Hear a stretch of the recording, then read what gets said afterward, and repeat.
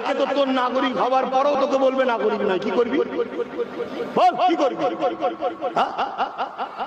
তখন তুই বলবি না না না না আমার দিদি আছে। আরে তোর দিদি 221 কোটি টাকা এসআইআর হবার জন্য বাজেট করেছে, তোদের সামনে নাটক করছে, তোদের সামনে বলছে হতে দেবো না, আর ওইদিকে অফিসার যা লাগবে এসআইআর করার অফিসার নিযুক্ত করছে। তোদের হুঁশ আছে?